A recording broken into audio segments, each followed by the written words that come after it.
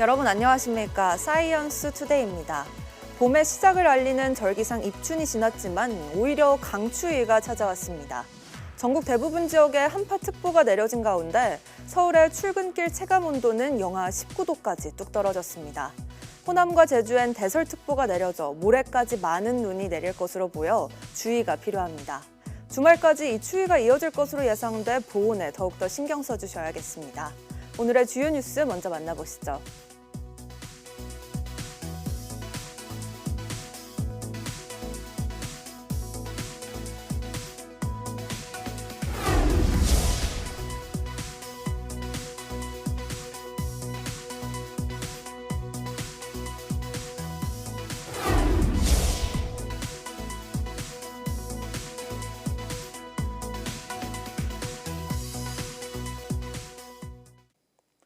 봄에 들어선다는 절기 입춘을 맞아 찾아온 한파가 절정에 달하면서 전국 대부분의 한파특보가 이어지고 있습니다.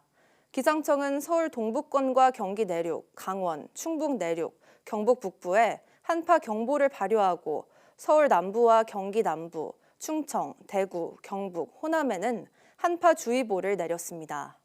오늘 아침 서울 기온이 서울 영하 11.5도, 체감 영하 18.7도까지 뚝 떨어진 것을 비롯해 중부지방 대부분 영하 10도 아래로 내려간 데다 바람이 강해 추위가 매섭게 느껴집니다. 호남과 충남 지역에는 대설특보가 내려진 채 눈이 계속 내려 쌓이고 있습니다.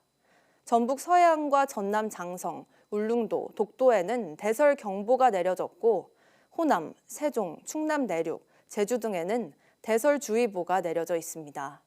어제부터 호남에는 5에서 15cm의 눈이 쌓였는데 새벽 6시 기준 적설량은 순창 17.3cm, 부안 15.4cm, 고창 10.3cm 등입니다.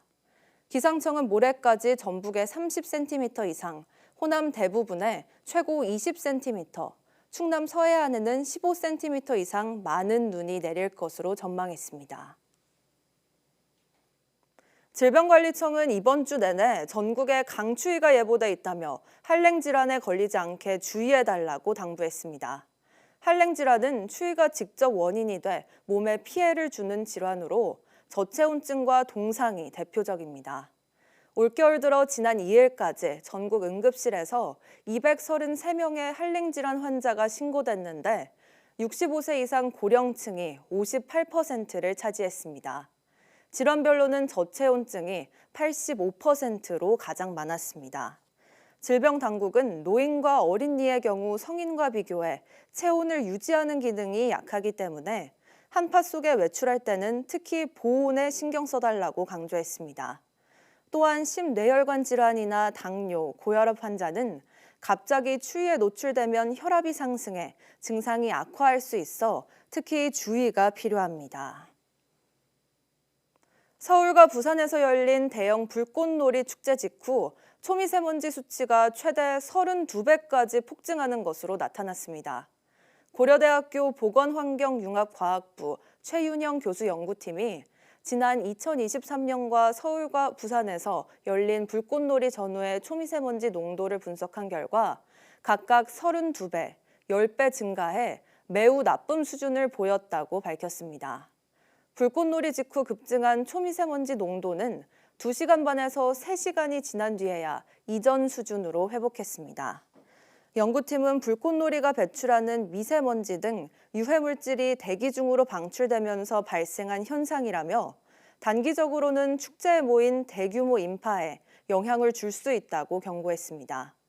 또 호흡기 질환자나 고령자의 경우 고농도 초미세먼지에 한두 시간만 노출돼도 치명적이며 두통과 인후통, 심혈관계 질환으로도 이어질 수 있는 만큼 불꽃축제 관람 시에는 마스크 착용을 권장한다고 덧붙였습니다. 아름다운 풍광으로 광고에도 등장했던 그리스 산토리니 섬에서 탈출 행렬이 이어지고 있습니다. 지난 사흘 동안 지진이 무려 200번 넘게 발생하자 주민과 관광객들이 공포 속에 앞다퉈 섬을 떠나고 있는데요. 이경아 기자가 보도합니다. 짐가방을 메고 끌고 사람들이 앞다퉈 배에 오릅니다. 천혜의 경관으로 전 세계인을 불러 모으던 그리스 산토리니 섬. 주민들부터 관광객까지 바쁘게 섬을 떠나는 건 지진에 대한 공포 때문입니다. 산토리니 섬과 그 주변에서는 지난달 31일부터 사흘 동안 200차례나 지진이 잇따랐습니다. 여러 단층에 걸쳐 있어 지진이 자주 발생했지만 이런 경우는 이례적입니다. 밤잠을 설치며 견디던 주민들도 더 이상은 버틸 수 없다며 대피를 결정했습니다. Αλλά στη φορά είναι τα πράγματα σοβαρά. Και χτες βράδυ το λέω να σας πω, τα έβγαλα έξω από το σπίτι μου και μύτσικα όρτσια. Κάνει συνέχεια. Είναι έντονη, το καταλαβαίνουμε. Αλλά κάνουμε τώρα 3 μέρες υπομονή, αλλά το σημερινό ήταν το κάτι άλλο. 섬을 빠져나가기도 쉽지 않은 상황입니다. 대피하려는 사람들이 한꺼번에 몰리면서 배도 비행기도 자리 구하기가 하늘의 별따기입니다. Τώρα, αλλά τα εισιτήρια στο αεροδρόμιο τα έχουν πάει, είναι πανάκριβα. Τα έχουν πάει 300 με 450 ευρώ το άτομο. Δεν βρίσκεις θέσεις. Πάλι καλά. Βρήκαμε ένα εισιτήριο για μένα, για τα παιδιά και για τη γυναίκα. 그리스 해양경비대에 따르면 지난 이틀 동안 최소 2,000명 이상이 섬을 빠져나갔습니다. 그리스 정부는 주민들에게 침착한 대응을 촉구하면서 관계사에 배와 항공편을 늘려달라고 요청했습니다. Ένα πολύ έντονο γεωλογικό φαινόμενο. Θέλω να ζητήσω από τους νησιώτες μας πρώτα και πάνω απ' όλα να είναι ψύχρεμοι, να ακούνε τις... 또 산토리니 섬을 포함한 4개 섬에 휴교령을 내리고 항구에 접근하지 말라고 권고하는 등 안전 조치를 강화했습니다. YTN 이경아입니다. 트럼프 미국 대통령이 예고했던 멕시코와 캐나다에 대한 25% 관세가 발효 직전 극적으로 협상이 타결되면서 한 달간 유예됐습니다. 트럼프는 중국과도 관세 부과를 놓고 협상하겠다고 밝혔습니다. 워싱턴에서 권준기 특파원입니다. 당초 미국에 대한 보복 관세 방안을 발표할 예정이던 멕시코 대통령이 밝은 표정으로 기자회견장에 등장합니다. 트럼프 미국 대통령과 통화에서 한 달간 관세 부과를 유예하기로 했다고 밝혔습니다. Preguntó que cuánto tiempo quería poner en pausa. Le dije, bueno, pues vamos a ponerlo en pausa para siempre. Me dijo, bueno, pues ¿cuánto tiempo? Le dije, bueno, vamos a ponerlo en pausa un mes. 트럼프 대통령은 멕시코가 미국이 요구한 국경 단속 강화를 약속했다며 관세 유예 이유를 설명했습니다. 10,000 soldiers at their side of the border and stop fentanyl and illegal aliens from coming into our country. 트리도 캐나다 총리와는 오후에 두 번째 전화 통화를 한 뒤에야 결론을 도출했습니다. How'd the call with Trudeau go? How did the call with Trudeau go? Very good. Are you still doing the tariffs? Are you still doing the tariffs tonight? 캐나다는 펜타닐 단속 차르를 임명하고 국경 강화를 위해 13억 달러와 인력 10,000명을 투입하기로 약속하면서 관세 유예 30일을 얻어냈습니다. 트럼프 대통령은 10% 관세 부과를 예고한 중국과도 대화하겠다며 협상이 잘 풀리지 않으면 관세율을 더 높이겠다는 뜻을 분명히 했습니다. That was just an opening salvo. If we can't make a deal with China, then the tariffs will be very, very substantial. 트럼프 대통령은 더 많은 국가에 상호 관세를 부과하는 방안을 좋아한다며 관세를 압박 수단으로 쓰겠다는 의지를 굽히지 않았습니다. 미국 언론들은 트럼프 대통령이 관세를 협상 도구로 이용하고 있다며 이번 관세 유예로 시장이 안도하는 분위기라고 전했습니다. 워싱턴에서 YTN 권준기입니다. 푸총 주 유엔 중국 대사는 트럼프 행정부가 중국산 수입품에 10%의 보편 관세를 부과하기로 한 것에 대해 세계무역기구 WTO에 제소를 진행할 것이고 상응하는 대응 조치를 할 것이라고 밝혔습니다. 푸 대사는 미국 뉴욕 유엔 본부에서 연 기자 간담회에서 부당한 관세 인상에 단호히 반대하고 이는 WTO 규정에 위배된다며 이같이 말했습니다. 중국이 이달 유엔 안전보장이사의 순회 의장국을 맡으며 한 달간 안보리 활동 계획을 설명하는 자리로 기자 간담회가 마련됐지만 미중 갈등 관련 주요 이슈들에 대한 질의응답이 이루어졌습니다. 푸 대사는 무역 전쟁에서는 승자가 있을 수 없다며 관세 인상은 미국에도 결코 이롭지 않을 것이라고 지적했습니다. 미국이 관세 명분으로 든 펜타닐에 대해 중국은 펜타닐에 가장 엄격한 규제를 실시하고 있어 전혀 근거 없는 주장이라며 책임을 타국에 전가하는 건 미국에 도움이 되지 않는다고 말했습니다. 트럼프 대통령이 유럽연합에도 곧 관세를 부과하겠다는 방침을 분명히 하면서 유럽에도 비상이 걸렸습니다. 이에 대응하기 위해 모인 유럽 정상들은 맞불 관세부터 현실적으로 협상하자는 제안까지 엇갈린 목소리를 냈습니다. 런던에서 조수연 특파원이 보도합니다. 사상 첫 EU 국방 정상회의를 위해 브뤼셀에 모인 유럽 지도자들. 트럼프 대통령의 나토 방위비 인상 압박 속에 유럽의 방위력 증강과 대미 전략을 논의하는 자리로 회원국이 아닌 영국의 총리도 참여했습니다. 하지만 관심은 당장 더 시급한 현실로 다가온 트럼프발 관세 문제에 쏠렸습니다. 마크롱 프랑스 대통령은 EU의 단합을 촉구하면서 당하고만 있어서는 안 된다고 강조했습니다. Si nous étions attaqués sur des sujets commerciaux, l'Europe, comme une puissance qui se tient, devra se faire respecter et donc réagir. 폴란드와 덴마크, 룩셈부르크 정상들은 한 발 더 나아가 관세는 양측 모두에 해롭다며 맞불 관세가 답이라고 주장했습니다. 상응 조치를 주문하는 분위기가 우세한 가운데 올라프 숄츠 독일 총리는 외교적인 방법을 제안했습니다. 현실적으로 합의점을 찾는 게 더 유리하다는 겁니다. Aber es sollte die Perspektive und das Ziel sein, dass wir so vorgehen, dass es auf Kooperation hinausläuft. EU와 미국의 교역 규모는 2023년 기준 2,270조 원으로 전 세계의 30%를 차지합니다. 소비자가 4억 명에 이르는 유럽으로 관세 전쟁이 확전할 경우 그 파급력이 개별 국가와는 차원이 다를 것이라는 우려가 나오고 있습니다. 런던에서 YTN 조수연입니다. 중국의 생성형 인공지능 딥시크 앱 주간 사용자 수가 120만 명을 돌파한 것으로 나타났습니다. 앱 리테일 분석 서비스 YG앱 리테일이 발표한 지난달 4주차 한국인이 가장 많이 사용한 생성형 AI 앱 통계를 보면 주간 사용자 수 1위는 챗GPT로 493만 명을 기록했습니다. 이어 지난달 말 출시된 딥시크가 121만 명으로 2위를 차지하면서 빠른 성장세를 보였습니다. 이어 리튼 107만 명, 에이닷 55만 명, 퍼플렉시티 36만 명, 마이크로소프트 코파일럿 17만 명, 클로드 7만 명 순으로 나타났습니다. 이번 조사는 YG앱 리테일이 한국인 안드로이드와 iOS 스마트폰 사용자 표본 조사로 실시했고 생성형 AI 앱은 대화형 AI 서비스를 기준으로 했습니다.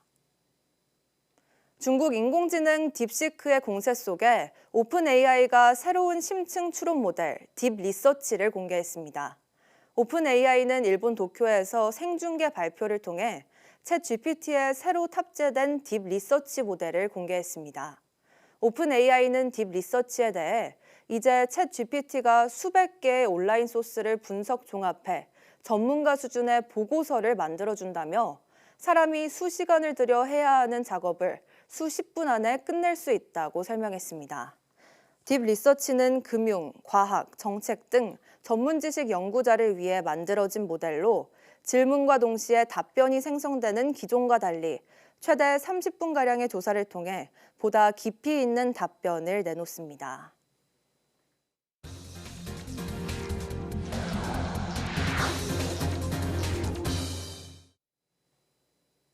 동해 울릉분지의 대왕고래 외에 추가로 마기상어로 이름 붙은 곳에서 51억 배럴 규모의 석유 가스가 매장됐을 가능성이 있다는 용역 보고서가 나왔습니다.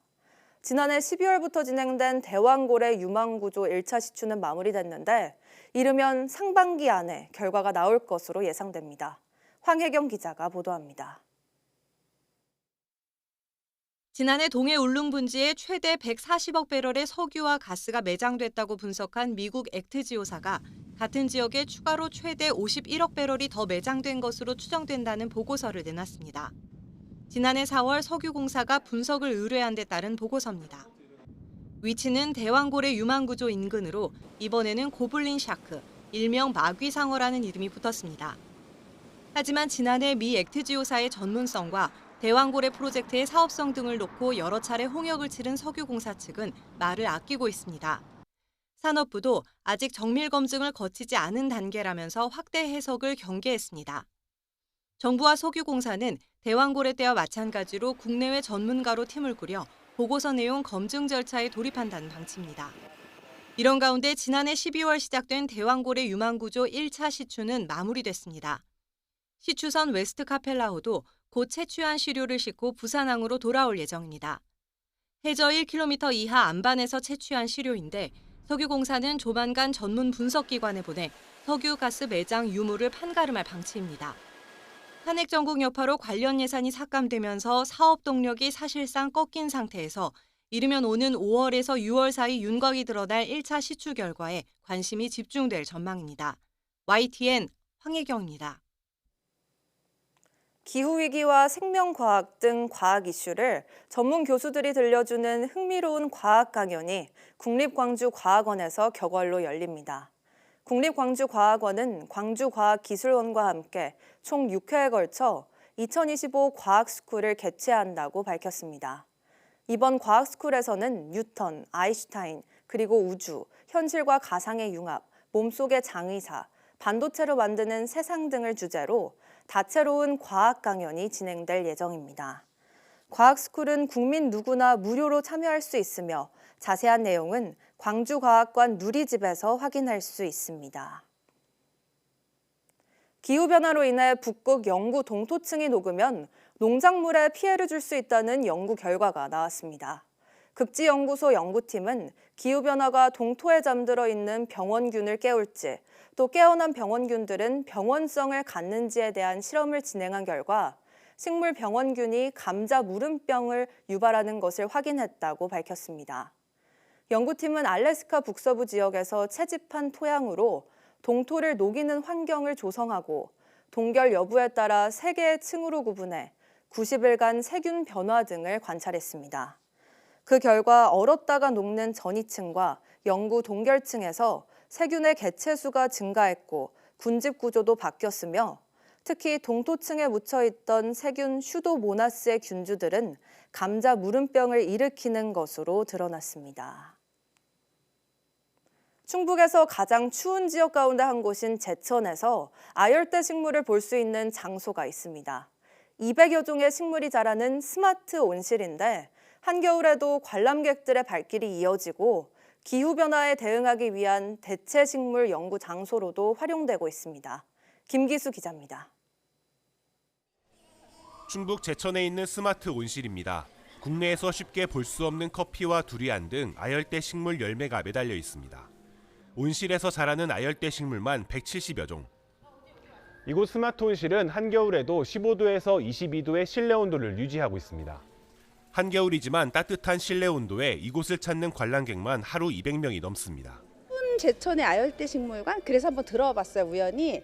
들어왔는데 정말 저보다 키도 엄청 큰 나무들도 굉장히 많고 새들도 있고.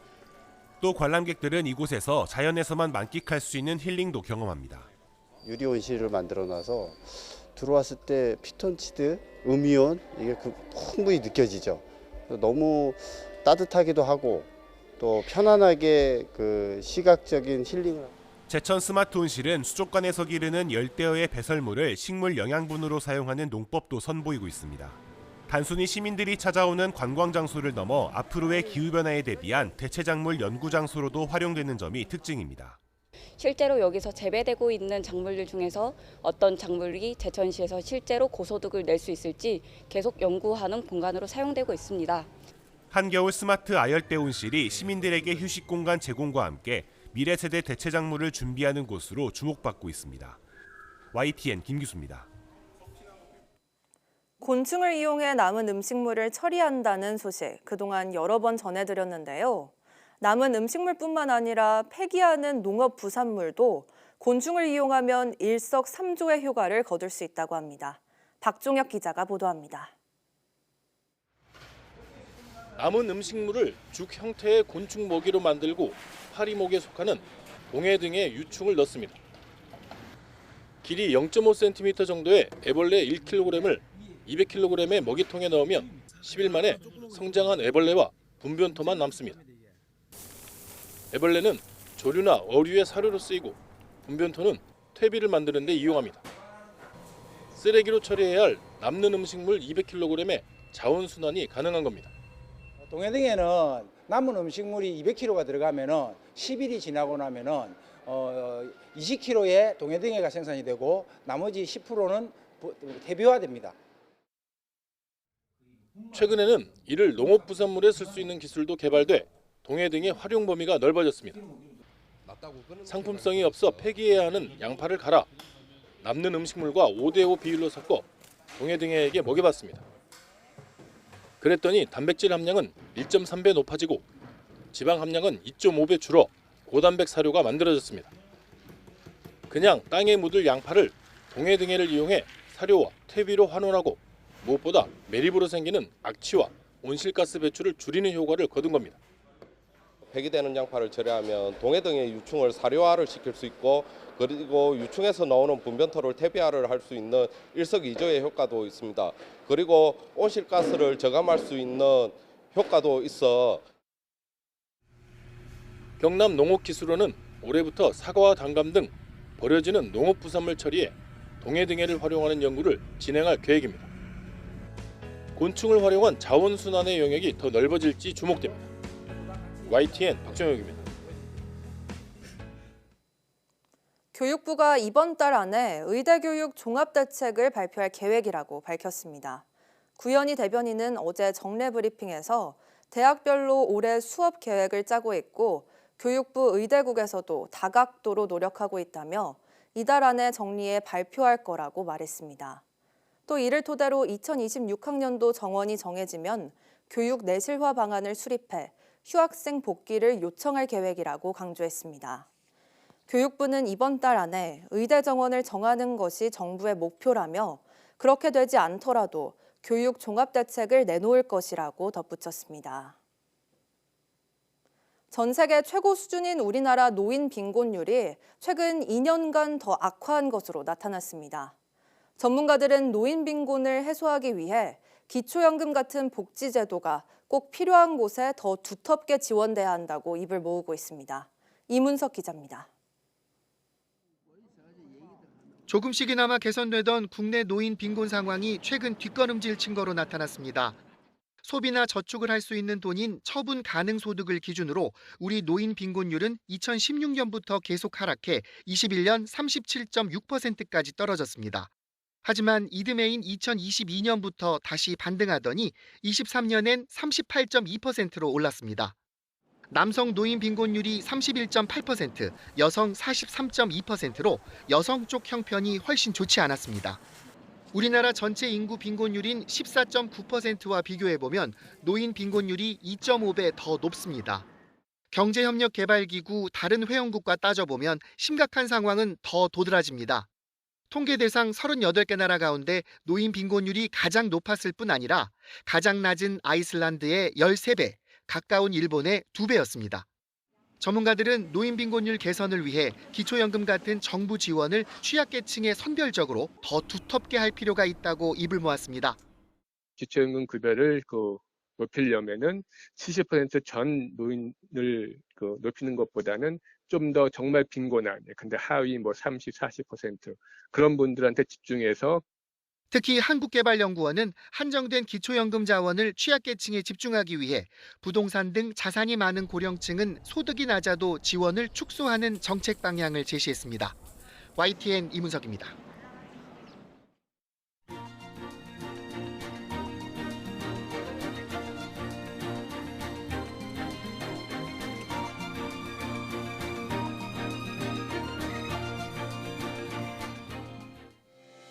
(2월 4일) 오전 사이언스 투데이 마칩니다. 오후 뉴스도 많은 시청 바랍니다. 시청해주신 여러분 고맙습니다.